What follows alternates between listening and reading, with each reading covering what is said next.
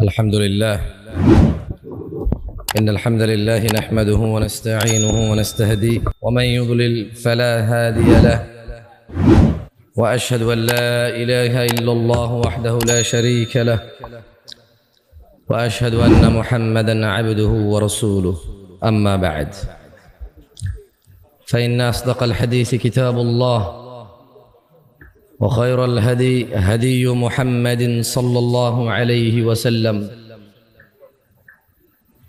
وشر الأمور محدثتها وكل محدثة بدعة وكل بدعة ضلالة وكل ضلالة في النار فيا عباد الله قال الله جل وعلا فأعوذ بالله من الشيطان الرجيم يا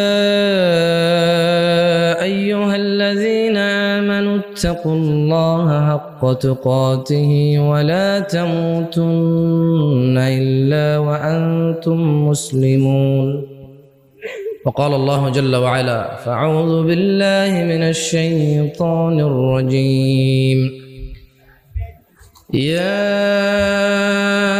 أيها الناس اتقوا ربكم الذي خلقكم من نفس واحدة وخلق منها زوجها وبث منهما رجالا كثيرا ونساء واتقوا الله الذي تساءلون به والأرحام إن الله كان عليكم رقيبا وقال الله جل وعلا فأعوذ بالله من الشيطان الرجيم يا أيها الذين آمنوا اتقوا الله وقولوا قولا سديدا يصلح لكم أعمالكم ويغفر لكم ذنوبكم ومن يطع الله ورسوله فقد فاز فوزا عظيما প্রশংসাকার এই আসমান থেকে বৃষ্টি কে বর্ষণ করে রাতকে দিনে কে পরিবর্তন করে ওই যে মা তার গর্ভে পুত্র এবং কন্যা কে দান করে অসুস্থকে সুস্থ কে করে অনাহার ক্ষুধার্ত ভিক্ষুককে অন্ন কে দেয় এই পুরো পৃথিবীর যত কার্যক্রম এগুলো কে পরিচালনা করে এই পৃথিবীর মালিক কে মানুষের মালিক কে তাহলে প্রশংসা কার বলি আলহামদুলিল্লাহ আলহামদুলিল্লাহ আলহামদুলিল্লাহ অসংখ্য দুরূদ ও সালাম নাজিল হুন জনাবে মুহাম্মদুর রাসূলুল্লাহ সাল্লাল্লাহু আলাইহি ওয়াসাল্লামের উপর যার পরে এই পৃথিবীতে আর কোন নবী রাসূল আগমন করবেন না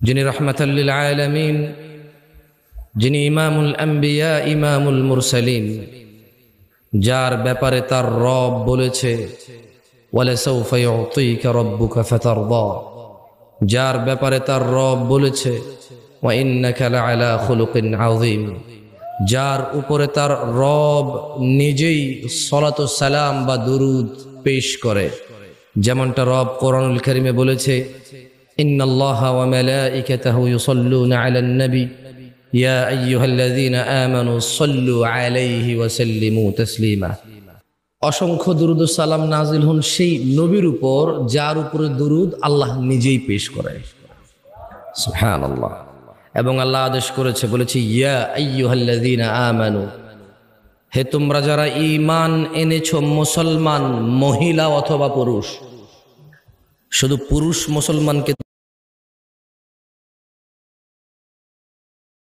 দুরূদ পেশ করতে বলেনি আল্লাহ, শুধু মসজিদে যাওয়া মুসলমানকে আল্লাহ দুরূদ পেশ করতে বলেনি, শুধু মসজিদের ভিতরে দিনে একবার কেউ বিদেশ গেছে, কারো বাচ্চা হয়েছে, কেউ মারা গেছে, কোনো দুঃখ অথবা সুখ, কোনো অনুষ্ঠান, এই কেন্দ্রিক দুরূদ পড়তে আল্লাহ বলেননি। আল্লাহ বলেছে ইয়া আইয়ুহাল্লাযীনা আমানু, হে তোমরা যারাই ঈমান আনছো, মহিলা হও অথবা পুরুষ, ধনী হও অথবা দরিদ্র, মসজিদে থাকো অথবা রাস্তাঘাটে, কাজে কর্মে থাকো অথবা ব্যস্ত, অথবা তুমি নিজের বিশ্রামস্থলে আছো, যেখানেই থাকো, তুমি যদি ঈমান আল্লাহর প্রতি আনো, তবে জেনে নাও আল্লাহ এবং আল্লাহর ফেরেশতারা নবীর উপর সালাত ও সালাম পেশ করে। তোমরা যারা ঈমান এনেছো তোমরাও সালাত ও সালাম পেশ করো। এই আদেশ কে করেছে? তাহলে এই আদেশ আমরা মানবো। সবাই বলি আল্লাহুম্মা সাল্লি আলা মুহাম্মদ ওয়া আলা আলি মুহাম্মদ কামা সাল্লাইতা আলা ইব্রাহিম ওয়া আলা আলি ইব্রাহিম ইন্নাকা হামিদুম মাজিদ।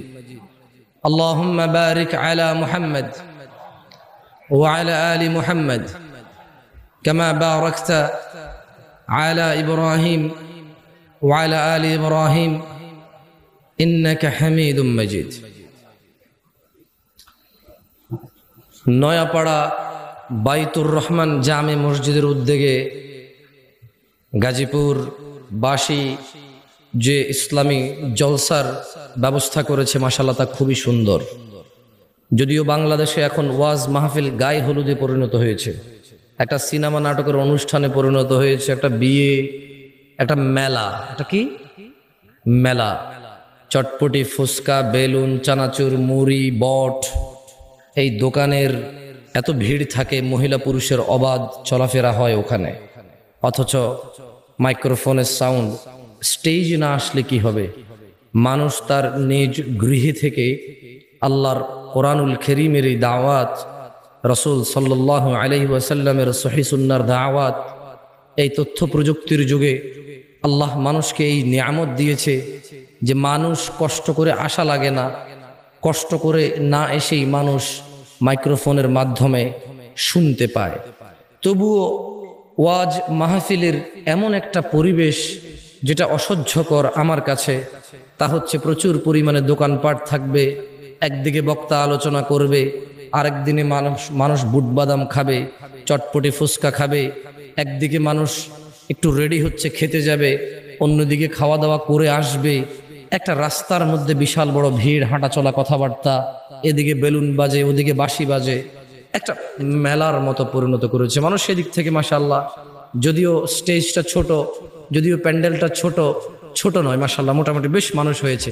একটু কাছে এসে বসেন, তাহলে দূর থেকে কেউ আসলে বসার সুযোগ পাবে, মধ্যখানে ফাঁকা জায়গা না রাখলেই ভালো হবে। মোটামুটি মাশাআল্লাহ প্রায় আপনারা পরিপূর্ণ হয়ে গেছেন। তো নয়াপাড়ার মানুষকে সাধুবাদ জানাই, আল্লাহ এদের এই মাহফিলকে কবুল করুন, এবং তারা যে সুন্দর পরিবেশ, ইসলামী পরিবেশ রেখেছে, আল্লাহ এর উপরে বরকত নাজিল করুন। আর যারা কর্তৃপক্ষ, যারা উদ্যোগ নিয়ে আয়োজন করেছে, আল্লাহ তাআলা তাদেরকে প্রথমে ইসলাম মানার তৌফিক দান করুন। আল্লাহ আয়োজকদেরকে 5 ওয়াক্ত নামাজি করুন। যদিও আপনারা জানেন ওয়াজ মাহফিল আসলে এটার ধর্মীয় কোনো সভা নেই, ধর্মীয় সভা হলে ধার্মিক লোকে করতো। অধিকাংশ জায়গায় গিয়ে দেখেছি ওয়াজ মাহফিল যারা অ্যারেঞ্জ করে তারা নিজেরাই সালাত আদায় করে না। এখানকার কথা আমি জানি না, কারণ আমি নামাজের সময় এখানে ছিলাম না, আমি সালাত কসর করেছি, তাই এখানে ছিলাম না, দেখিনি।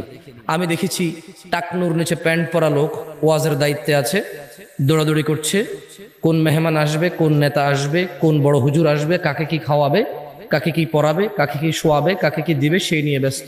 তার সালাত নাই, তার দাড়ি নাই, তার টাকনুর নিচে প্যান্ট, সে বহু ব্যস্ত, ওয়াজও শুনছে না। 5 জন বক্তা ওয়াজ করে গেছে, তাকে যদি বলা হয় কি বলছে, সে বলতে পারবে না কি বলছে। সে শুধু কাকে কি খাওয়াবে আর কে কত টাকা দিল, কেমনি কি সমাধান করবে, তার ওই টেনশন। সে নিজেও আর শোনে নাই, সে মানুষের জন্য কাজ করেছে। যেমন ওই চেরাগ, চেনেন চেরাগ? এটা তো শহর, অনেক বছর আগ থেকে মনে শহর, আমি তো গ্রামের পোলা, ইদানিং শহর হচ্ছে আস্তে আস্তে আমাদের গ্রাম। তো ওখানে আমি এরকম কি বলে এটাকে, পিতলের চেরাগ, ভিতরে কেরাসিন ঢালে, একটা ওই রশি বের হয়, ওটার মধ্যে আগুন লাগালে আগুন জ্বলে। তো চিরাগের একটা প্রবলেম কি, চিরাগ কিন্তু ওই যে টিউবলাইট যেটা জ্বলতেছে ওটার মতো না। এই যে টিউবলাইট জ্বলতেছে এটা চিরাগের মতো না, আর চিরাগ এটার মতো না। এই টিউবলাইটের চতুর্পাশে আলো, টিউবলাইটটা এমন কোনো অংশ নাই যে অংশ সে জ্বলতেছে না, সেইভাবে রাউন্ড আর তার চতুর্পাশে আলো, সে প্রথমে নিজেকে আলোকিত করছে, তারপর সে অন্যদিকে আলো দিছে। কিন্তু চেরাগ এরকম না। চেরাগ হচ্ছে এখানকার বর্তমান বাংলাদেশের ওয়াজ মাহফিলের কমিটির মতো, বর্তমান মসজিদ মাদ্রাসার কমিটির মতো হচ্ছে চেরাগ। কেমন? নিচে অন্ধকার, চতুর্দিকে আলো। আপনারা দেখছেন কিনা জানি না, দেখার তো কথা। এখানে তো মুরব্বী, প্রায় মানুষের বয়স মাশাআল্লাহ 25-30 হবে, এখন থেকে 20-25 বছর আগে ছিল তো এরকম। তো এইভাবে চেরাগ যেখানে বসাইছে, দেখবেন যে চেরাগের এখানে এভাবে রাউন্ড করে নিচে দিয়া কালো, আর চতুর্পাশে মোটামুটি একটা আগুনের আলো, তো একটা আলো ছড়ায়।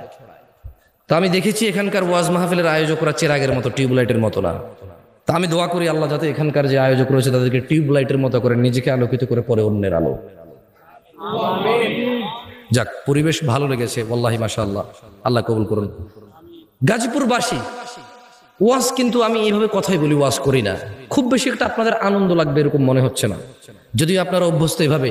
আরে গাছে চিনলো, মাছে চিনলো, চিনলো বনের হরিণে। দেখছেন গলাটা সুন্দর না? মাশাআল্লাহ।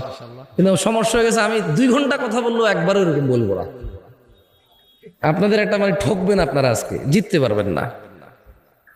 আমার কাছে মনে হয় যেন এখানে আপনারা নিয়ে এসেছেন তা'মুরুনা বিল মা'রুফ ওয়া তানহাউনা আনিল মুনকার। সৎ কাজের আদেশ দেব কোরআনুল কারীম থেকে, অসৎ কাজ থেকে নিষেধ করব কোরআনুল কারীম থেকে, সহিহ সুন্নাহ থেকে। আমার মনে হয় আমাকে এই জন্য নিয়ে আসছেন নাকি গান শুনতে? আমল করতে আসছেন আজকে, নাকি আমল শিখতে আসছেন? না, এই দেশে মানুষ আমল করতে পছন্দ ওয়াজে এসে। যেমন আমার সাথে সবাই বলবেন, ওকে আমি কিন্তু ব্যঙ্গ করছি না, মুফতি সাহেব, মোল্লা সাহেব যারা আছেন, আল্লাহর কসম ব্যঙ্গ করতেছি না, একটা বাস্তব উদাহরণ দিচ্ছি। সবাই আমার সাথে বলেন লা ইলাহা। আচ্ছা, এটা কি শিখা না আমল? এটা আমল। এই পৃথিবীতে সবচাইতে উত্তম জিকির হচ্ছে লা ইলাহা ইল্লাল্লাহ।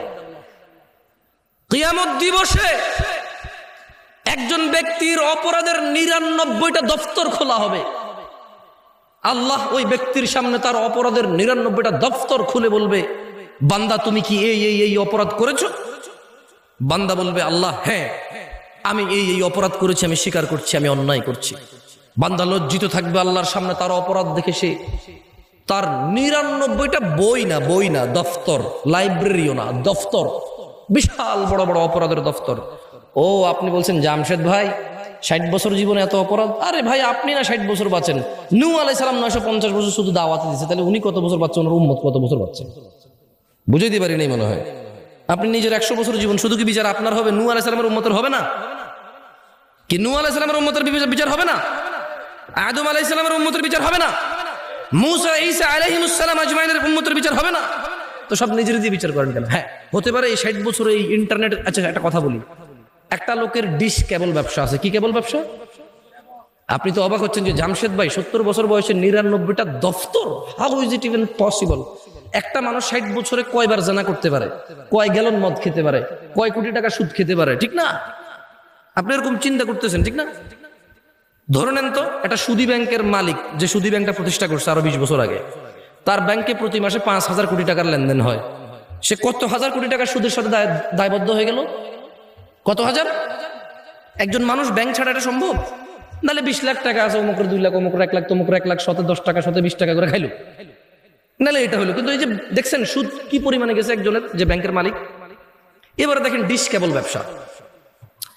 একটা লোকে করলো কি, সরকার থেকে লাইসেন্স নিয়ে এলাকার মধ্যে ক্ষমতা আছে, ক্ষমতা দিয়ে বললো যে আবে এখানে কে কি করছে, আমি এখানে ব্যবসা করবো, কেউ আইবার পারবো না, বুঝছস? এখানে আমি এলাকার পোলা, আমি এলাকায় ব্যবসা করবো, কে কি করবো? সব জায়গায় চাচি ডিশ কেবল আমগুর থেকে লোয়েন, আর অন্য জায়গা থেকে নেওয়ার উপায়ও নাই। এলাকার সে নেতা, সে করবে ডিশ বিজনেস। না, নেতাদেরকে খারাপ বলছি না, হইতে পারে সে নেতা না, এলাকার ছেলে। নেতাকে যায় বলতেছে যে চাচা কি করুম, কিছু নাই, চিন্তা করছি ডিশ কেবল ব্যবসা করুম, কি কর?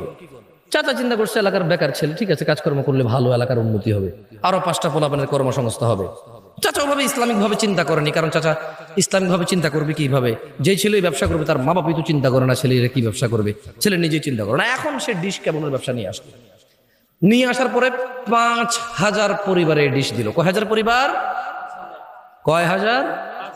এবার 5,000 পরিবার, 5,000 টেলিভিশনে একটা গান চলতেছে, একটা উলঙ্গ মহিলা নাচতেছে, একটা বাদ্যযন্ত্র টং টং টং টং টং টং করে বাজাইতে আছে, একটা মহিলা তার শরীর নাড়াচ্ছে, চুল নাড়াচ্ছে, একটা ছেলে তার তালে তালে নাচতেছে। এবার এখানে চাচা চাচি বসে বসে রিমোট নাড়াচ্ছে আর পা এভাবে নাড়াচ্ছে। হ্যাঁ, ঠিক আছে। তাহলে কয় হাজার ফ্যামিলিতে দেখছেন এই ডিসকেবল ব্যবসায়ী একটা গান শুনলে একটা গানের ওর গুনাহ হতো। 5,000 পরিবারের প্রত্যেকের একজনের যে গুনাহ, এই 5,000-এর প্রত্যেক ব্যক্তির সেম গুনাহ যে ডিসকেবল ওই গান দেখতে দিল তার হলো। 99টা দপ্তর হওয়া সম্ভব মনে হয় না, আরো বেশি হয়ে যাবে মনে হয়। আমি বুঝাইতে পারিনি মনে হয়।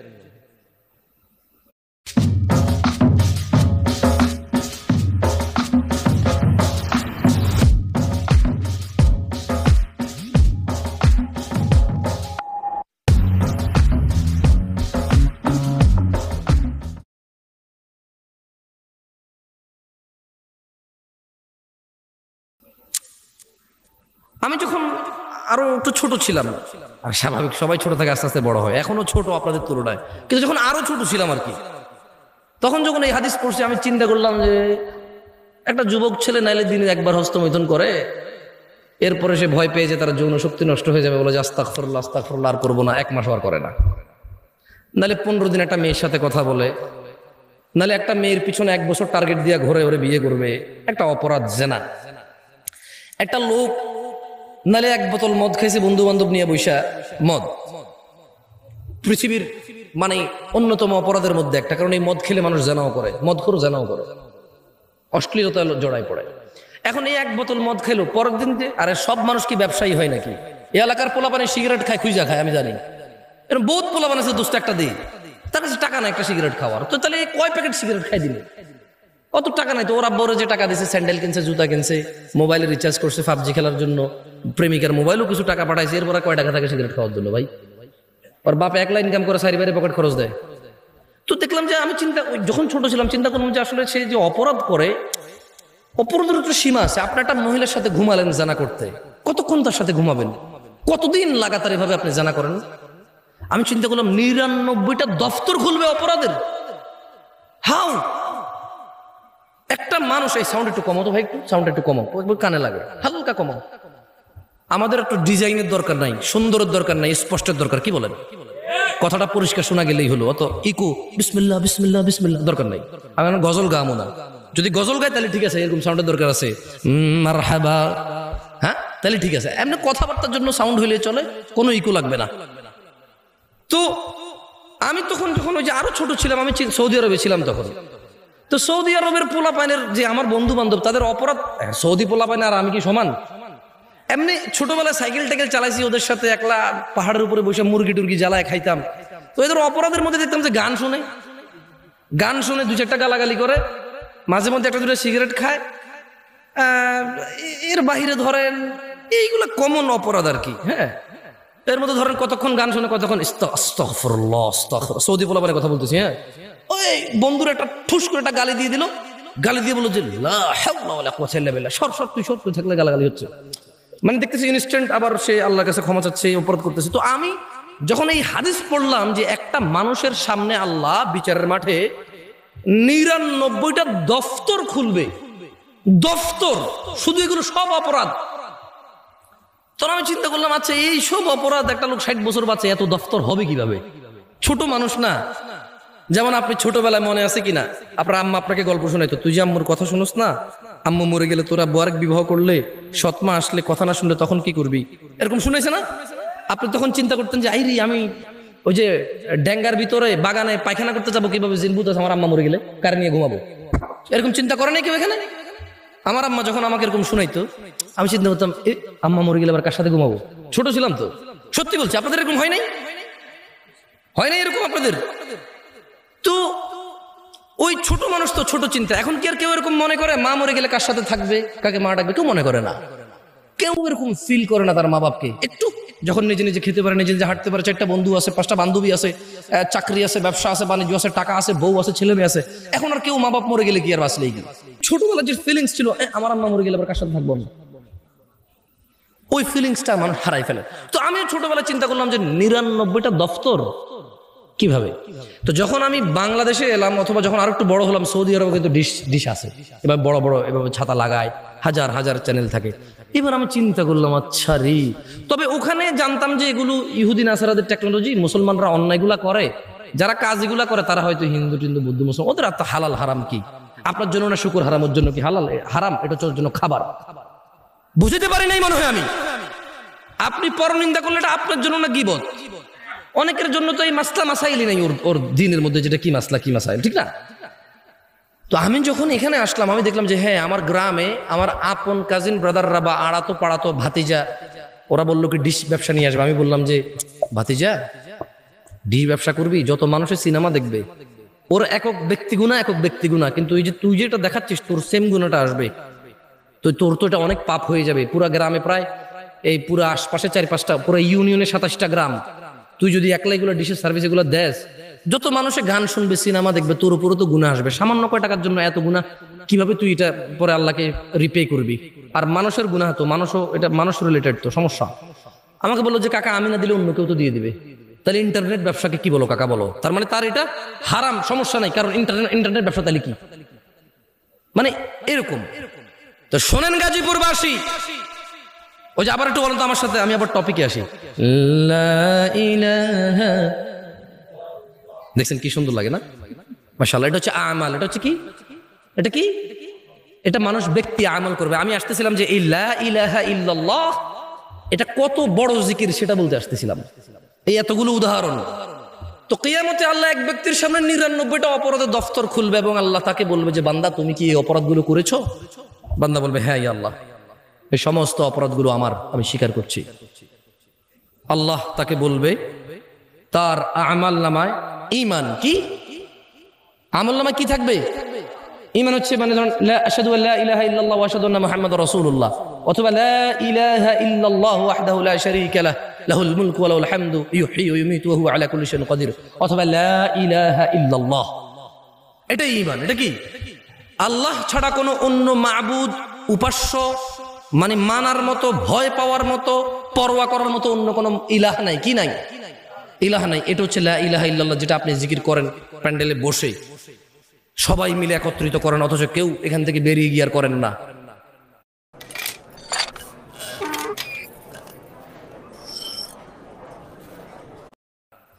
তো আমি আপনাদেরকে এখানে আমলটা করালে কি লাভ? আপনি প্যান্ডেল থেকে বের হয়ে আবার কিছুই করবেন না। আমি শিখিয়ে দিচ্ছি এই লা ইলাহা ইল্লাল্লাহর কত ক্ষমতা।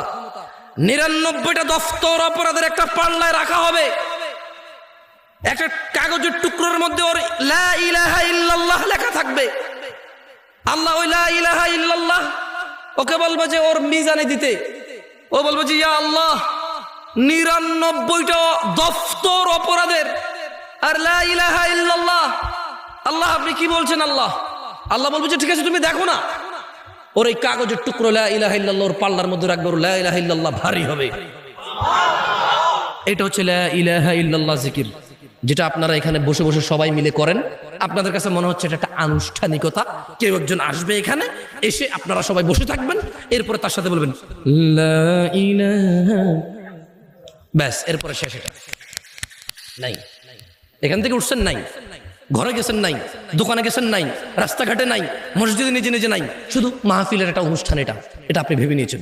এই জন্য আমি আপনাকে আমল করাবো না, আমি আপনাকে শিখিয়ে দিলাম বেশি বেশি আল্লাহ জিকির করবেন, লা ইলাহা ইল্লাল্লাহ জিকির করবেন, আশহাদু আল্লা ইলাহা ইল্লাল্লাহ ওয়া আশহাদু আন্না মুহাম্মাদুর রাসূলুল্লাহ, লা ইলাহা ইল্লাল্লাহু ওয়াহদাহু লা শারীকা লাহু লাহুল মুলকু ওয়া লাহুল হামদ ইউহয়ী ওয়া ইউমীতু ওয়া হুয়া আলা কুল্লি শাইইন কাদির। এই জিকিরগুলো বেশি বেশি করবেন। শুনেন গাজীপুরবাসী, যেটা বলছিলাম যে ওয়াজ খুব বেশি একটা ভালো লাগবে বলে মনে হয় না, কারণ এখানে মানুষ সরে সরে ওয়াজ শুনতে অভ্যস্ত হয়ে গেছে। হালকা একটু গজল হবে, কিস্সা হবে, কাহিনী হবে, বউয়ের একটু বদনাম হবে, মায়ের পক্ষে একটু কান্নাকাটি হবে, নতুন বউয়ের বদনাম হবে, শাশুড়ি ভাত দেয় না, নতুন বউ খারাপ, ছেলে বিয়ে করে পর হয়ে গেছে, একটু সিনেমা নাটকের ফ্যান্টাসি হবে। এটা এখন ওয়াজের পরিণতি হয়ে গেছে। তো এগুলো কিছুই আজকে হবে না। এই জন্য আমি বড় চিন্তিত আছি, গাজীপুর মানুষ আদৌ কি বুঝবে আমি ওয়াজ করে চলে যাওয়ার পরে যে ওয়াজ করলাম না, কথা বললাম। কারণ এরকম হয়, অনেক জায়গায় বলে যে হুজুর তো ওয়াজ করে না, কথা বলছে। হ্যাঁ, বলে যে ওয়াজ কি বলছে, আল্লাহুম্মা সাল্লি আলা, এটা হচ্ছে ওয়াজ। আর এই যে কথা বলতেছি এটা ওয়াজ না, এটা হচ্ছে কথা। শোনো গাজীপুরবাসী, গাজীপুরের নয়াপাড়ার মহিলা এবং পুরুষ এবং অসুস্থ, ধনী এবং দরিদ্র, মুহাম্মদ ইবনে আব্দুল্লাহ সাল্লাল্লাহু আলাইহি ওয়াসাল্লামের উম্মতরা তোমরা শুনে নাও, তোমাদের রাসূল বলছে عن أبي هريرة رضي الله عنه قال আবু হুরায়রা রাদিয়াল্লাহু আনহু থেকে বর্ণিত, তিনি বলেন قال رسول الله صلى الله عليه وسلم, রাসূলুল্লাহ সাল্লাল্লাহু আলাইহি ওয়াসাল্লাম বলেছেন কুল্লু উম্মতি ইয়াদখুলুনাল জান্নাহ। শোনো উম্মতে মুহাম্মদ, শোনো তোমাদের রাসূল কি বলছে সাল্লাল্লাহু আলাইহি ওয়াসাল্লাম। শোনো উম্মতে মুহাম্মদ, আবু বকরের মেয়ের জামাই কি বলছে রাদিয়াল্লাহু আনহু, শোনো। শোনো উম্মতে মুহাম্মদ, উম্মাহাতুল মুমিনিন আয়েশা রাদিয়াল্লাহু তাআলা আনহার স্বামী কি বলছে, শোনো। তিনি বলছেন কুল্লু উম্মতি, আমার সব উম্মত, ইয়াদখুলুনাল জান্নাহ। আল্লাহ, হে আল্লাহর রাসূল সাল্লাল্লাহু আলাইহি ওয়াসাল্লাম, আপনার সব উম্মত জান্নাতে যাবে, শুধু যে আপনাকে অস্বীকার করে সে ছাড়া। কে সে হতভাগা, কে সে অস্বীকারী যে আপনাকে অস্বীকার করে, অথচ আপনার উম্মত অস্বীকার করে আপনাকে। কল, উম্মতে মুহাম্মদ কান দুটো খুলে শোনো, শোনো ফাতেমা রাদিয়াল্লাহু আনহার আব্বা কি বলছে সাল্লাল্লাহু, তিনি বলছেন মান আতাআনি, যে আমার অনুসরণ করলো, মানে যেই ব্যক্তি মুহাম্মদ সাল্লাল্লাহু আলাইহি ওয়াসাল্লামের অনুসরণ করলো, দাখালাল জান্নাহ, যে ব্যক্তি মুহাম্মদ সাল্লাল্লাহু আলাইহি ওয়াসাল্লামের অনুসরণ করলো, দাখালাল জান্নাহ, সে জান্নাতে প্রবেশ করবেই করবে। এটা কে বলেছে? আল্লাহর রাসূল বলেছে সাল্লাল্লাহু আলাইহি ওয়াসাল্লাম। তারপর আল্লাহর নবী বললেন ওয়ামান আসানি, আর যেই ব্যক্তি আমার অবাধ্য হয়, যাকে দাড়ি রাখতে বলেছি রাখে না, টাকনুর নিচে প্যান্ট রাখতে নিষেধ করেছি মানে না, যাকে বলেছি বাবা মায়ের সাথে ভালো ব্যবহার করো সে আমার কথা মানে না, যাকে বলেছি 5 ওয়াক্ত 17 রাকাত নামাজ পড়ো নালে মুসলিম থাকবা না, সে পরোয়া করে না, যাকে বলেছি তোমার হালাল থেকে খাও, হালাল থেকে উপভোগ করো, যাকে বলেছি মেয়ের কাছে যেও না বিবাহ ছাড়া, বলেছি কোনো মহিলার সাথে কথা বলিও না অপ্রয়োজনে প্রয়োজন ছাড়া, যে এগুলো মানে না, ওয়ামান আসানি, শুনে নাও আমার সাহাবারা, যেই ব্যক্তি আমি মুহাম্মদের অবাধ্য করলো, যেই ব্যক্তি আমার অবাধ্য হলো, বলেছি সলাতে আসতে, যাকাত দিতে, হজ করতে, সৎ ব্যবহার করতে, জমিনে নম্র এবং ভদ্রভাবে চলতে, বলেছি কোরআনুল কারীমের শিক্ষায় নিজেকে শিক্ষিত করতে, বলেছি আল্লাহ ভীরু হতে, বলেছি আল্লাহ যা পছন্দ করে তা পছন্দ করো, আঁকড়ে ধরো, বলেছি আল্লাহ যা অপছন্দ করে তা বর্জন করো, ঘৃণা করো, যে এগুলোর পরোয়া করেনি ওয়ামান আসানি, যে আমি মুহাম্মদের অবাধ্য হলো, শুধু সুন্নত মনে করে অবাধ্য হয়ে গেছে, মানে আল্লাহ নবী বলছে রাখো, ও বলেছে সুন্নত, আল্লাহ নবী বলছে করো, ও বলেছে সুন্নত, না থাকে বলে সুন্নত। ইন্না লিল্লাহি ওয়া ইন্না ইলাইহি রাজিউন। আল্লাহ নবী বলছে ওয়ামান আসানি, যে আমি মুহাম্মদের অবাধ্য হলো, ফাকাদ আবা, সেই লোকই আমাকে অস্বীকার করলো যে আমার অবাধ্য হলো।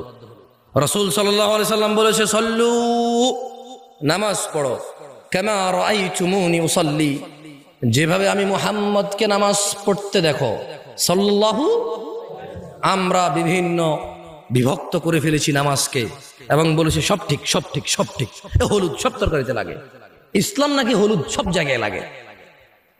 ইন্না লিল্লাহি ওয়া ইন্না ইলাইহি রাজিউন। এই সাউন্ড এগুলো কি কোনোভাবে সম্ভব না বন্ধ করা? না, খুব বিরক্ত করা, মানে কনসেন্ট্রেশনটা একটু নষ্ট হয়। আউযু বিল্লাহি মিনাশ শাইতানির রাজিম। সবাই বলি আল্লাহুম্মা সাল্লি আলা মুহাম্মদ, আল্লাহুম্মা সাল্লি আলা মুহাম্মদ, আল্লাহুম্মা সাল্লি আলা মুহাম্মদ। আরে কিপটামি করেন না, আল্লাহর নবী বলছে একবার দুরূদ পড়লে 10 বার নেকি হয়, 10টা রহমত নাজিল হয়। তো কিপটামি করেন না, পড়বেন। হাঁটতে উঠতে বসতে যখনই মনে হবে যে একটু অসুবিধা আছেন, খালি ইস্তেগফার করবেন আর দুরূদ পড়বেন, আল্লাহকে ডাকবেন। ওয়াল্লাহি আপনার প্রয়োজন উনি জানে কিনা, জানে, একবার পুরো যত প্রয়োজন আছে সব জানে। কি বলেন, আসলে কি? লা ইলাহা ইল্লাল্লাহ। মনের খবরও জানে। তারপরে কালকে যে প্রয়োজন হবে সেটা আপনি জানেন না, ওটাও জানে। তাহলে বলেন লা ইলাহা ইল্লাল্লাহ সুবহানা, তিনি পবিত্র, তিনি কি পবিত্র। তো শুনুন গাজীপুরবাসী, নয়াপাড়ার মানুষ, তাহলে যেই ব্যক্তি আল্লাহর রাসূলকে অনুসরণ করে সে কোথায় যাবে? আর আল্লাহর রাসূলকে অস্বীকার করে কিভাবে? যে অবাধ্য হয়, যে কি হয়? অবাধ্য হয়। গাজীপুরবাসী, নূহ আলাইহিস সালামের দাওয়াতের কথা মনে পড়ে যায় যখন এখন তোমাদেরকে দাওয়াত দিতে এসেছি। জেনে নিও, নূহ আলাইহিস সালাম যার কথা তোমাদেরকে বলেছি যে 950 বছর শুধু দাওয়াত দিয়েছে, কি দিয়েছে জানো? এই যে আমরা জানায় লিপ্ত, মদে লিপ্ত, সুদে লিপ্ত, তাও সবাই জানা করে না, সবাই মদ খায় না, সবাই সব অপরাধে মারামারিতে লিপ্ত নয়, কিন্তু হারাম উপার্জন, এদেশে মানুষ মনে করে শুকর খাওয়া হারাম। কি মনে করে? কি মনে করে? শুকর খাওয়া কি মনে করে? কিন্তু অবৈধ টাকা দিয়ে হজ করে জমজমের পানি খাওয়া হচ্ছে হারাম, এটা মনে করে না। বুঝাইতে পারিনি মনে হয়। ও মনে করে জমজমের পানি কে রে হারাম হবে কে? বুঝাইতে পারিনি মনে হয়। আচ্ছা শোনেন, আমরা শুকর কি জন্য খাই না? কি এটা হারাম এই জন্য নাকি মনে চায় না তাই? কোনটা? এই সবাই কথা বলি, বুঝছেন, অসুবিধা নাই তো। শুকর হারাম তাই খাই না, তাহলে সিগারেট কেন খাই? ওটা হালাল। কি কোন শুকর খান না? কোন করলেন যে হারাম, শুকর খান না তাই? আমি আপনারা একবার একরকম কথা বলেন, এই জন্য আসলে মজা নাই কথা বললাম। শুকর কেন খাই না? তাহলে মদ কেন খাই? Sir shot ready. बस ये गेम, ये कॉल, ये अपलोड, ये डाउनलोड, ये ट्रेड और ये ग्रुप चैट फिनिश करके आता हूँ। टाइम लगेगा guys. Done, let's go. iQOO Z9s Pro with Snapdragon 7 Gen 3. Search iQOO Z9s on Amazon. GRT Group of Educational Institutions, the gateway to your dream career. Engineering, teacher education, nursing, health inspector, farmer, admissions open. GRT Group of Educational Institutions, Tirthani. মদ খাওয়া ছেলেটা কিন্তু শুকর খায় না কেন? নাম নিলে তো 40 দিন ওযু থাকে না। আমি গেছি এক জায়গায়, তো চট্টগ্রাম, আমি তো থাকি চট্টগ্রাম, বুঝছেন, ভেরি ডেঞ্জারাস এরিয়া। তো ডেঞ্জারাস বলতে না, ওই ডেঞ্জারাস না, আমি বলতে চাইছি খুব ধার্মিক এরিয়া আর কি, বুঝছেন, মানে যেভাবে ওনারা ধর্ম পেয়েছে, যেভাবে যে বোঝে, অনেকগুলো ফিরকা আছে ওখানে, বাংলাদেশের প্রায় সব জায়গায় আছে, কিন্তু তবুও চট্টগ্রাম তো একটু ভিন্ন। মানুষ ধর্মপ্রিয় বেশি। কি প্রিয় বেশি? ধর্মপ্রিয়। যে যেভাবে ধর্ম বুঝে সেভাবে চেষ্টা করে পালন করা, তবে নামাজি অত বেশি নাই। এখানকার মতোই, আমার গ্রামের মতোই, ওই নামাজির সংখ্যা সব জায়গায় এভারেজ, সব জায়গায় কি এভারেজ। তো আমি কথায় কথায় শুকুর নিয়ে কথা উঠলো, তো ওখানে আমরা 4-5 জন লোক কথা বলতেছিলাম, সবাই আমরা পরিচিত ছিলাম। তো একটা আমার ফ্রেন্ড ছিল, বয়স আমার থেকে একটু বড়, তো বললো যে জামশেদ, আমরা যে কক্সবাজার যাচ্ছিলাম ওই যে রোহিঙ্গাদেরকে দেখতে, তখন তো বাংলাদেশে ওরা ঢুকলো, বলে যে তোর মনে আছে যে কতগুলো শুকুর দেখলাম, ওইদিকে শুকুর পালে ওরা। এখন পাশের জন্য বলতেছে যে তুই এমন জিনিসের নাম নিছিস, 40 দিন তো এবারে অজুই থাকবে না। কয়দিন? তা আমি বললাম যে 40 দিন অজু থাকবে না কেমনে? শুকুরের নাম নিলে 40 দিন অজু থাকে না, আপনি জানেন না? বললাম তো কেমনে কি? কোরআনের মধ্যে তো আল্লাহ শুকুর শুকুর করে এলো। সূরা মায়েদায় শুকরের কথা, শুকরকে শুকরই বলছে, অন্য কিছু বলে নাই। শুকরকে শুটকি বলে নাই, ছাগল বলে নাই, শুকরই বলছে কোরআনে। তাহলে কোরআনে হাফেজ যখন তারাবি পড়ে, খতমে তারাবি পড়ে, একে সূরা মায়েদা পড়ে না? আমি ওরা জিজ্ঞেসি, যখন হাফেজ তারাবি পড়ে, খতমে তারাবি পড়ে, সূরা মায়েদা পড়ে কিনা? কয় পড়ে। আমি বললাম তো সূরা মায়েদা পড়লে তো সে খিনজিরও বলে, শুকরের কথাও বলে, তো তার নামাজেই অজু শেষ হয়ে গেছে। 40 দিন তো তার অজুই থাকবে না, আবার তারাবি পড়াবে কিনা সে? বুঝছেন ইসলামকে কিভাবে জানে? এখানে মানুষ হাসতেছেন, আপনারা দুঃখ লাগে না? আমি খুব দুঃখ পাইছি যে উনি বলতেছে কেন জামশেদ ভাই আপনি জানেন না? শুকুরের নামে তো 40 দিন এই নামা মানে অজুই থাকে না। আল্লাহু আকবার। শোনেন, গাজীপুরবাসী ভালো হবেন, তাহলে কখন ভালো হবেন সেই সীমাটা বলে দিচ্ছি।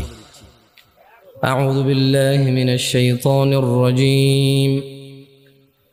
বিসমিল্লাহির রহমানির রহিম ইন্না আরসালনা নূহান ইলা কওমিহি আন আনজির কওমাকা মিন ক্বাবল أن أنذر قومك من قبل أن يأتيهم عذاب أليم আল্লাহ তাআলা উম্মতে মুহাম্মদকে সতর্ক করতেছেন নূহ আলাইহিস সালামের ঘটনা বর্ণনা করে। সতর্ক হবেন। গাজীপুরের মানুষ, তোমাদের রব বলছে ইন্না আরসালনা নূহান ইলা কওমিহি, নিশ্চয় আল্লাহ নূহ আলাইহিস সালামকে পাঠিয়েছে নূহ আলাইহিস সালামের উম্মতের কাছে, সম্প্রদায়ের কাছে।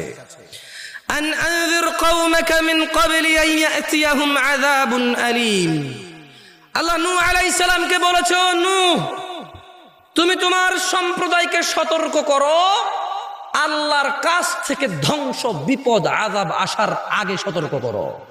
তাহলে সতর্ক কখন হতে হবে? সতর্ক কখন হতে হবে? বিপদ আসলে সতর্ক হয়ে আর লাভ।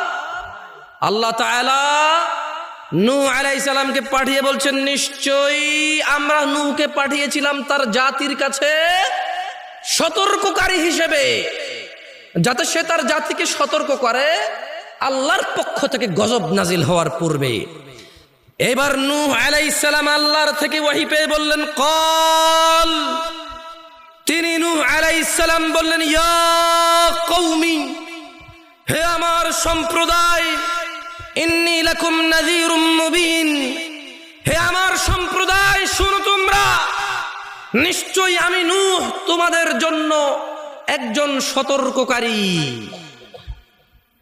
আনি ইবুদুল্লাহ, আমি তোমাদেরকে সতর্ক করছি এই বিষয় যে তোমরা আল্লাহর ইবাদত করবে, ওয়াত্তাকু, তোমরা আল্লাহকে ভয় করবে, ওয়া আতিউন, এবং তোমরা, নূহ আলাইহিস সালাম বলছে যে আমার অনুগত্য করবে। তাহলে নূহ আলাইহিস সালাম তার জাতির কাছে কি জন্য গিয়েছে? সতর্ক করতে। কি জন্য? আযাব আসার আগে সতর্ক করতে। একটু আমার সাথে কথা বলিয়েন কেমন? আমি আগেই বলেছি খুব বেশি মজা পাবেন না, এটা শিক্ষার জায়গা। শিক্ষা মানুষের অত ভালো লাগে না, এটা প্রেশার ক্রিয়েট করে। দেখেন না, পোলাপান স্কুলে যেতে চায় না, পোলাপান কোথায় যেতে চায় না, চকলেট দেয়, কত কিছু দেয়, স্কুলে যায়। আর খেলার মাঠে গেলে আপনি খুঁজেও পান না, কোন মাঠে আছে তারা খুঁজেও পান না, পান। তো এখন আজকে এখানে শিক্ষা হবে, এটা ক্লাস হবে ইনশাআল্লাহ। আমি ওয়াজ করতে জানি না, হুদাই আমার নিয়ে আসছে। আমার কথা হচ্ছে একটা ক্লাস হবে, আধা ঘন্টা, 1 ঘন্টা 40-50 মিনিট একটা ক্লাস হবে, যেখানে আপনি কিছু জিনিস শিখবেন। এবার সম্পূর্ণ আপনার নিজের অভিমত, নিজের ইচ্ছা, আপনি আপনার রবের পথ অবলম্বন করবেন নাকি ইবলিসের পথ অবলম্বন করবেন? আপনি নিজেকে সংশোধন করবেন নাকি নিজেকে উশৃঙ্খল রেখে আল্লাহর জাহান্নামের দিকে, আল্লাহর রাগের দিকে চলে যাবেন? সিদ্ধান্ত কার? আপনার। আর আমি কি করতে পারি? আপনাকে একটা জিনিস শুনাই, শিখাই যেতে পারি, ঠিক কিনা? তো শুনুন, নূহ আলাইহিস সালাম 3টা উপদেশ দিয়েছে। কয়টা? প্রথমে কি বললেন? হে আমার জাতি, আমি তোমাদের কাছে স্পষ্ট সতর্ককারী। আর শুনে নাও আমার উশৃঙ্খল জাতি, শুনে নাও আমার গুনাহগার জাতি, শুনে নাও আমার আল্লাহদ্রোহী জাতি, আমি তোমাদেরকে সতর্ক করছি, আনি ইবুদুল্লাহ, তোমরা একমাত্র আল্লাহর ইবাদত করবে। ভবিষ্যতের জন্য টিয়া পাখির কাছে যাবে না, মেয়ের বিয়ের জন্য চিরুনি পড়া নিয়ে এসে মাথা আশ্রাবে না।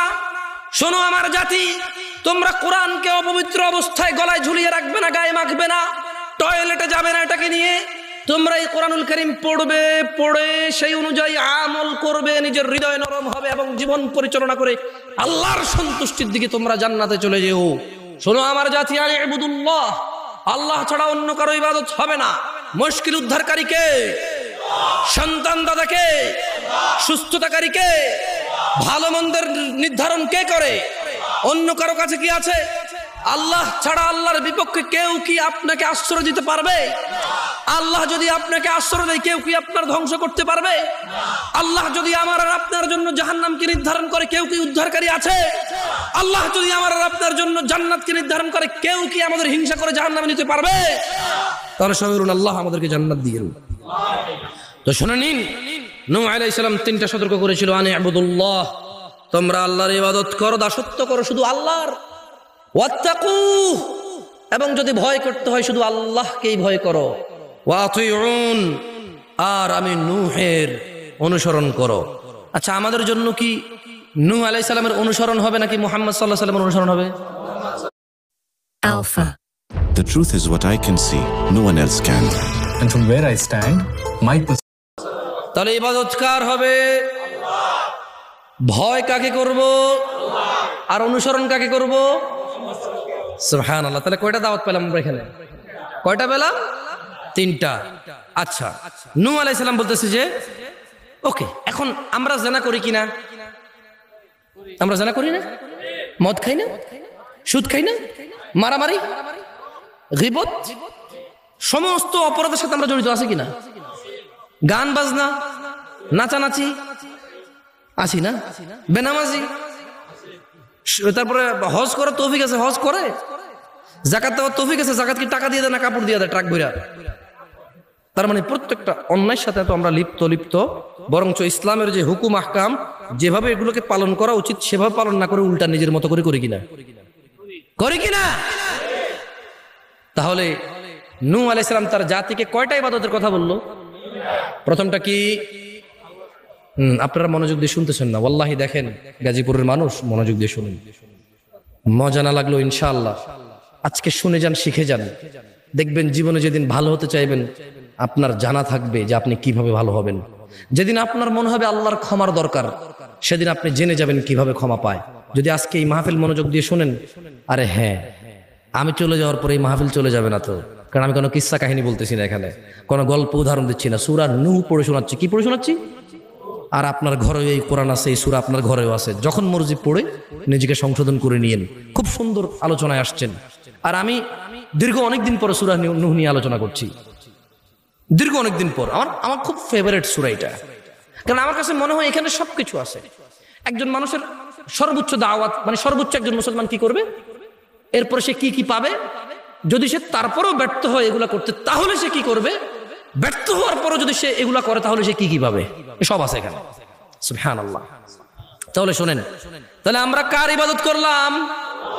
ভয় কাকে পাইলাম? অনুসরণ কাকে করলাম? এইবার এগুলা করলে কি হবে দেখেন, আল্লাহ বলছে যে ইয়াগফির লাকুম মিন যুনুবিকুম ওয়া ইউআখিরুকুম ইলা আজালিন মুসাম্মা ইন্না আজালাল্লাহি ইযা জাআ লা ইউআখখার লাউ কুনতুম তা'লামুন। ও আমার জাতি, ইবাদত করো আল্লাহর, ভয় করো আল্লাহকে এবং রাসূলের অনুসরণ করো। যদি তোমরা এই 3টা কাজ করো, আল্লাহ তোমাদেরকে ক্ষমা করবেন। সুবহানাল্লাহ। তোমাদের যত অপরাধ আছে কে ক্ষমা করবে? ওয়া ইউআখিরুকুম ইলা আজালিন মুসাম্মা, তোমাদেরকে তিনি এই যে অপরাধগুলো করে ফেলেছো, যদি তোমরা এই অপরাধী তোমরা একেবারেই তোমরা আল্লাহ দ্রোহী, আল্লাহর এবং তার রাসূলের কোনো কথা মানছো না, এবার শুধু আল্লাহর ইবাদতটা করো, আল্লাহকে ভয় করো, তাহলে আল্লাহর নবী বলছে যে আল্লাহ তোমাদের অপরাধ ক্ষমা করবে। ওয়া ইউআখিরুকুম ইলা আজালিন মুসাম্মা, এবং তোমাদেরকে তিনি একটা নির্দিষ্ট সময় দেবে, মানে তিনি তোমাদেরকে হায়াত দেবে, বাঁচায় রাখবে যাতে ভালো কাজ করতে পারো। সুবহানাল্লাহ। মানে গুনাহগার হয়ে তুমি মরবা না। আর কি লাগবে? একটা মানুষ গুনাহগার হয়ে মরবে না, সে আল্লাহর ইবাদত করবে, আল্লাহকে ভয় পাবে, রাসূলের অনুসরণ করবে, তাহলে আল্লাহ তাকে সময় দিবে, অবকাশ দিবে, নির্দিষ্ট একটা সুযোগ দিবে যাতে সে ইবাদত করে আল্লাহ প্রিয় হয়ে পৃথিবী ত্যাগ করতে পারে। এবং নূহ আলাইহিস সালাম বলতেছে, ও আমার জাতি, জেনে রাখো, ইযা জা ইন্না আজালাল্লাহ, আল্লাহর দেওয়া নির্দিষ্ট সময়, ইযা যা, যদি আল্লাহর দেওয়া মৃত্যু তোমার জন্য চলে আসে, আল্লাহর দেওয়া ধ্বংস যদি তোমার জন্য চলে আসে, লা ইউআখার, দেরি হবে না, লাউ কুনতুম তা'লামুন, আমার জাতি যদি তোমরা জানতে। তাহলে আমরা প্রায় এখন 6-7টা শিক্ষা পেয়ে গেলাম। কয়টা শিক্ষা পেলাম? আমি বলতেছি দেখেন, তাহলে নূহ আলাইহিস সালাম দাওয়াত দিল আল্লাহর ইবাদতের এবং আল্লাহকে ভয় করার এবং নূহ আলাইহিস সালামকে অনুসরণ করার, যেহেতু ওনার জাতি। এই 3টা দাওয়াত। আচ্ছা, এই 3টা দাওয়াত মানলে আল্লাহ ইনস্ট্যান্ট সঙ্গে সঙ্গে 2টা জিনিস দিয়ে দিবে। কি দিবে? একটা ক্ষমা করে দিবে। কি করবে? আর একটা, এই ক্ষমার পরে তিনি কিছু নির্দিষ্ট সময় দিবে যাতে তোমরা ভালো হয়ে যেতে পারো, যাতে তোমরা আল্লাহর প্রিয় বান্দা হয়ে যেতে পারো। এরপর নূহ আলাইহিস সালাম একটা সতর্ক করলো। কি করলো? প্রথমে তিনি উপদেশ দিল, সতর্ক করলো, তারপর তিনি খুশির সংবাদ দিল যে আল্লাহ ক্ষমা করে দেবে, তোমার জীবন দেবে যাতে তুমি ভালো হইতে পারো। এইবার নূহ আলাইহিস সালাম একটা কন্ডিশন দিচ্ছে। নূহ আলাইহিস সালাম একটা কন্ডিশন দিচ্ছে যে কি, আমার জাতি যদি তুমি আল্লাহর ইবাদত না করো, যদি তুমি আল্লাহকে ভয় না করো, যদি তুমি আল্লাহর ক্ষমা না পাও আর আল্লাহ থেকে নির্দিষ্ট সময় না পাও, তাহলে খবরদার আমার জাতি মনে রাখো, যখন আল্লাহর দেওয়া সময় চলে আসবে এ দেরি হবে না যদি তুমি জানতে। শুনবেন ওনার জাতি কি করছে, শুনবেন? আমাদের মতোই ওয়াল্লাহি এরকমই, ঠিক এরকমই।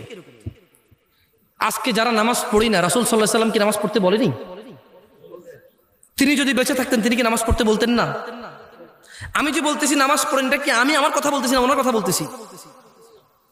রাসূল সাল্লাল্লাহু আলাইহি ওয়াসাল্লাম কি ওনার উম্মতদের মধ্যে বেঁচে নাই? তিনি কি ওনার উম্মতদের মধ্যে বেঁচে নাই?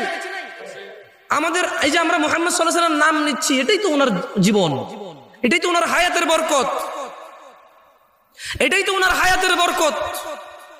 এই যে আপনি টাকনুর উপরে প্যান্ট পরতেছেন, দাড়ি রাখতেছেন, এটা কাকে মনে করে রাখছেন? তো আপনার এই দাড়ির মধ্যে কি রাসূল জীবিত নয়? সুবহানাল্লাহ। আপনি এটা কাকে মনে করে রাখছেন? এই যে দেখছেন আপনি ওনাকে ভোলেন নেই, মানুষ ওনাকে ভোলেনি, ওনার স্মরণ জীবিত। ওনার স্মরণ কি? ওনার স্মরণ কি?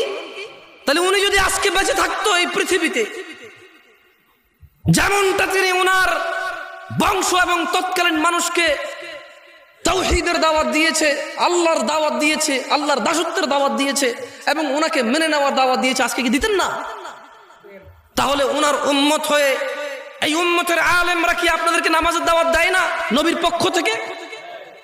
আপনাকে কি দাড়ি রাখার দাওয়াত দেয় না নবীর পক্ষ থেকে? হালাল খাওয়ার দাওয়াত কি দেয় না নবীর পক্ষ থেকে? ভদ্র নম্র ভালো হয়ে থাকার দাওয়াত কি দেয় না নবীর পক্ষ থেকে? কোরআনুল কারীম পড়ার জন্য মুক্তবগুলো কি নবীর পক্ষ থেকে খোলা নয়?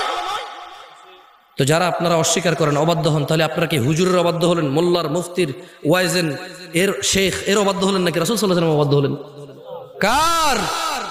শোনেন, নূহ আলাইহিস সালামের জাতি 6টা উপদেশ নিল না।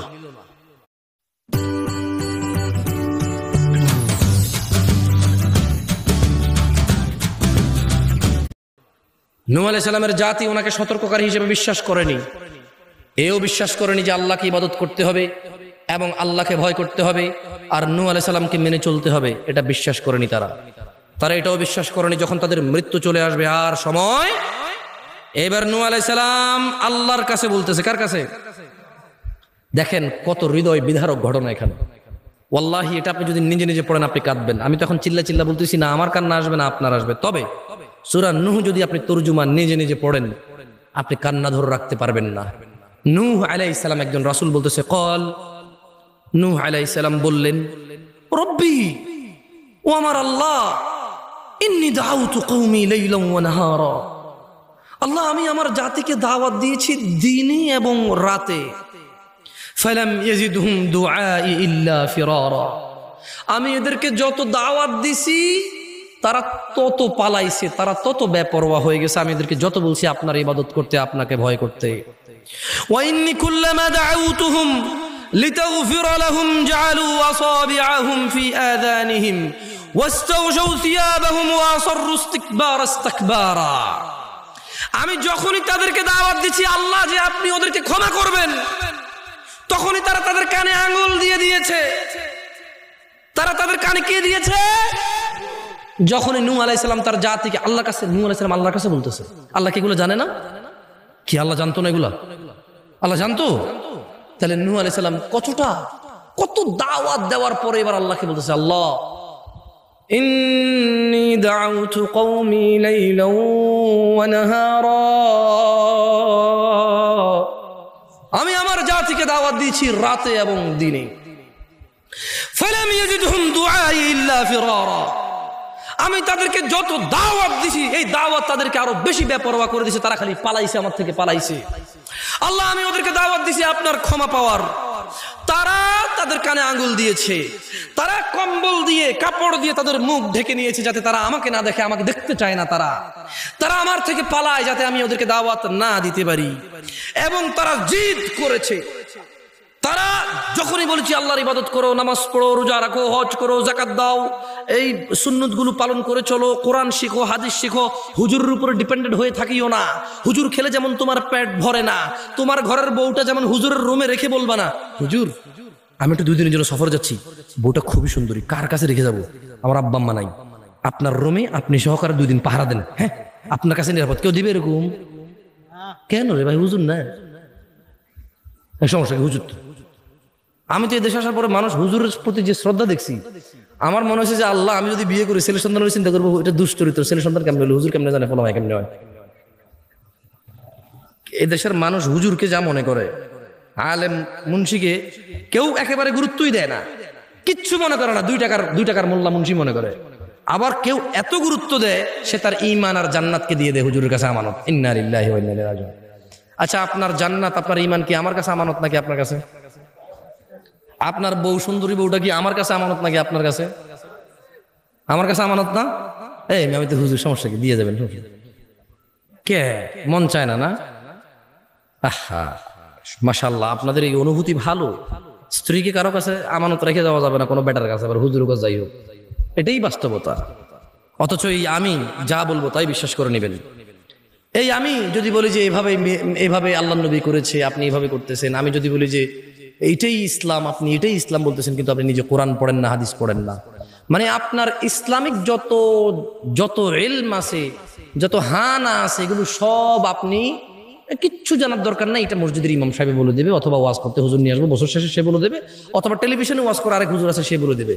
এরকম কি নয় বাস্তবতা? বাস্তবতা কি এরকম নাকি এরকম না? তো নূহ আলাইহিস সালাম বলতেছে যে আল্লাহ, আমি এদেরকে যত দাওয়াত দিছি এরা তত জিদ করছে, কানে আঙ্গুল দিছে, কাপড় দিয়ে মুখ ঢেকে নিছে, ইয়া আল্লাহ, এবং তারা আমার সাথে অহংকার করা শুরু করে দিল। কি করা শুরু করে দিল? কার সাথে? কার সাথে? আপনারা কি ওয়াজ শুনতেছেন? কার সাথে অহংকার করছে? নূহ আলাইহিস সালামের সাথে না? আচ্ছা দেখেন, এখানে আজকে আমি দাওয়াত দিতে আসছি, আপনারা অনেকে দাওয়াতের কাজ করেন, অনেকে আপনারা ইসলাম প্রচারের কাজ করেন, নূহ আলাইহিস সালাম থেকে শিক্ষা নিয়েন।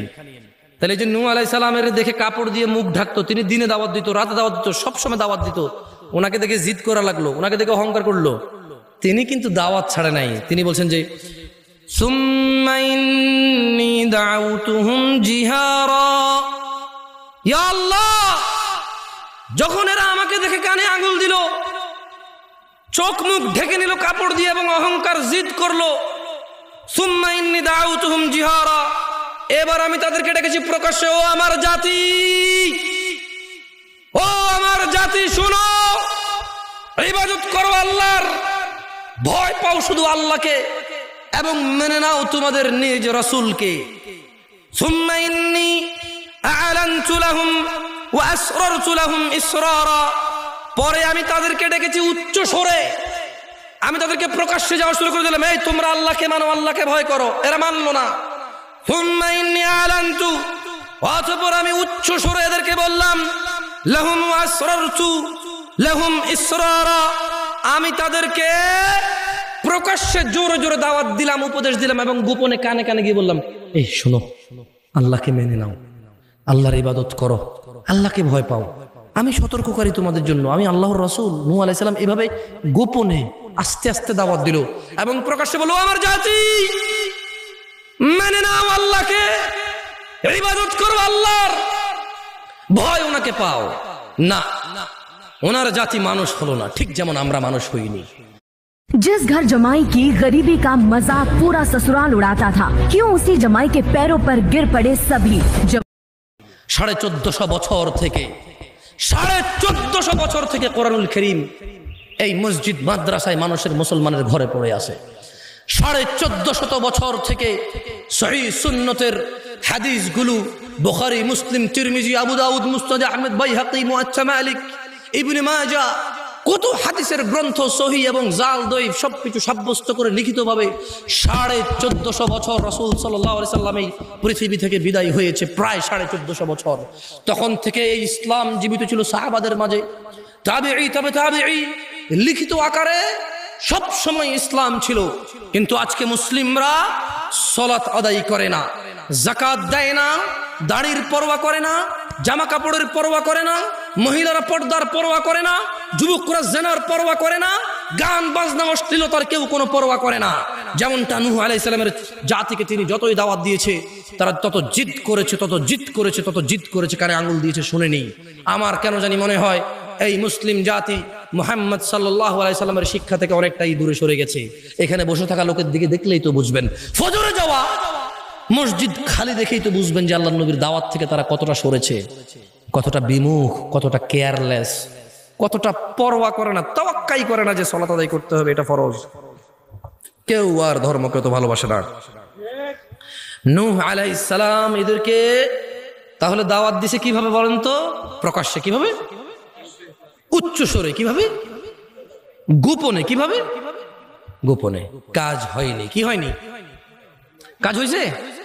আপনাদের জন্য হবে তো? হবে ইনশাআল্লাহ। এইবার দেখেন নূহ আলাইহিস সালাম, তাহলে আমরা বেশ কয়েকটা শিক্ষা পেলাম। কি শিক্ষা পেলাম সূরা নূহ থেকে? ইবাদত করতে হবে কার? ভয় কাকে পেতে হবে? এবং মেনে নিতে হবে নিজ নিজ রাসূলকে সাল্লাল্লাহু আলাইহি ওয়াসাল্লাম। আর যারা এখন পর্যন্ত সুন্নতের পরোয়া করেন না, ফরজের ধার ধারেন না, আপনারা একটু ভয় পান আপনাদের রবকে। এই পৃথিবীতে কেউ চিরস্থায়ী নয়। আর দুনিয়া মাথা, দুনিয়া হচ্ছে অভিশপ্ত, দুনিয়া হচ্ছে অভিশপ্ত। আর দুনিয়া মালউনা, দুনিয়া অভিশপ্ত। মালউনুন মা ফিহা, আর দুনিয়াতে যা আছে এগুলো গজবপ্রাপ্ত, অভিশপ্ত। কোনো কিছু টিকবে না, সব ক্ষণস্থায়ী, ধ্বংস হয়ে যাবে। ফাইদা জাআতিত তাম্মাতুল কুবরা, ফাইদা জাআতিস সাখা, যখন ধ্বংসধ্বনি আসবে এই দুনিয়ার কোনো কিছু টিকবে না। কেন টিকবে না জানেন? আল্লাহ সুবহানাহু ওয়া তাআলা কোরআন 31, কোরআন পড়া উচিত মানুষের। এই যে 30 নাম্বার পারা, কয় নাম্বার পারা? আলাম তারা সূরার যদি নাস থেকে শুরু করেন, নাস, ফালাক, ইখলাস, এবং যদি পিছন থেকে শুরু করেন, আলাম তারা সূরার পরের কয়েকটা সূরাই আল কারিআ, মহাপ্রলয়। মাল কারিআ, ও মুহাম্মদ সাল্লাল্লাহু আলাইহি সাল্লাম, মহাপ্রলয় কি? আল্লাহ বলতেছে ওয়া মা আদরাকা মাল কারিআ। মুহাম্মদ সাল্লাল্লাহু আলাইহি সাল্লাম কিসে আপনাকে জানাবে যে মহাপ্রলয় কি? তাহলে শুনুন, আল্লাহ বলতেছে ইয়াউমা ইয়াকুনুন নাসু কাল ফারাশিল মাবথুথ, যেদিন মহাপ্রলয় আসবে সেদিন মানুষ বিক্ষিপ্ত কীট পতঙ্গের মতো উড়বে। ওয়া তাকুনুল জিবালু কাল ইহনিল মানফুশ, এই পৃথিবীর হিমালয় মহাপর্বত বিক্ষিপ্ত ধূলিকণার মতো উড়বে। এই হলো মহাপ্রলয়। মানুষ নাকি কীট পতঙ্গের মতো উড়ে যাবে। এই পাহাড় পর্বত নাকি এত জোরে শব্দ হবে, ভেঙে চৌচুর হয়ে নাকি বালু, ধুলা, কোনা পরিমাণ ছোট ছোট মিহি হয়ে এগুলো নাকি বাতাসে উড়বে। এটা নাকি বিপদ। বিপদটা কি? কোরআন পড়া উচিত মানুষের। নূহ আলাইহিস সালাম যখন জাতিকে দাওয়াত দিল সবভাবে, গোপনে, প্রকাশ্যে, এই জাতি মেনে নিল না। গাজীপুরবাসী ঠিক আমাদের মতোই বেনামাজি, ওনার জন্য যা ফরজ ছিল ওনার জাতির জন্য। আমরা যেমন মুহাম্মদ সাল্লাল্লাহু আলাইহি সাল্লামের শিক্ষা নিতে রাজি নই। এখানে কয়জন মানুষ 20 জন সাহাবীর নাম জানে? এখানে কয়জন মানুষ 10 জন নবীর নাম জানে? এখানে কয়জন মানুষ জীবনে একবার হাদিসের বই খুলে দেখছে? ইভেন এখানে কয়জন মানুষ গত 15 বছরে একবার কোরআন মাজিদ খুলে দেখছে? পাওয়া মুশকিল হয়ে যাবে। কি আমি নিজের সুফি বলতেছি মনে না? আমি অনেক জ্ঞানী বলে ফেলছি নিজের, ঠিক না? মানে আপনাদেরকে এভাবে বলে নিজেরা অনেক জ্ঞানী বলে ফেলছি, এই তো না? এটাই তো মনে করতেছেন না? আমি এটা বলিনি আপনাকে, আমি বলেছি এটাই বাস্তবতা। মানুষ কোরআন পড়ে না, খতম করে। এইদিকে হয় এগুলা? হ্যাঁ, আমার বাপ মরে গেছে আমি পড়বো না। আমি কেমনে পড়ি? এখন আমার বাপ মরে গেছে না, আমি কেমনে পড়বো? মসজিদ থেকে পোলাপাইন নিয়ে এসে একজনে 1 পারা পড়বে, মানে ও 1 পারা, এ 1 পারা, এ 1 পারা, এটা নাকি 30 পারা হয়ে গেছে। তাই বললাম কেমন কথা? হ্যাঁ, তাহলে ও 1 পারা, এ 1 পারা, এ 1 পারা, এ 1 পারা পড়লে সব 30 পারা একজনের হয়ে গেছে, নাকি এক একজনের 1 পারা হয়েছে? আর তাও আমার বাপ মরে গেছে, ও পড়লে সব আমার বাপে পাইবে। ওই 300 টাকা যেটা দিচ্ছি ওটার হাদিয়ার টাকাই পাবে। তো এত কষ্ট দিয়ে দেওয়ার দরকার, তারা টাকাটা দিলেই তো হয়। এমনি 300 টাকা নেই, সদকা নেই, বুঝাতে পারি নাই। ওরে এত কষ্ট দিয়ে 300 টাকা দিল, এটা সদকা হিসেবে হয়তো আমার বাপে পাইতে পারে। কিন্তু ওর এই আবার এই যে একটা আমল নতুন করে তৈরি করলো, মুক্তির পথ। আল্লাহর নবী কি এরকম পদ্ধতি দিয়ে গেছে বলে মনে হয় আপনার? এই কোরআনটা দেন তো, এটা দেন। এই কোরআনুল কারীম এখানে মুক্তির পথ বলা আছে। হাদিস গ্রন্থে মানুষ মরে গেলে কিভাবে মুক্তি পাবে, পৃথিবী থেকে কে কে তাকে উপকার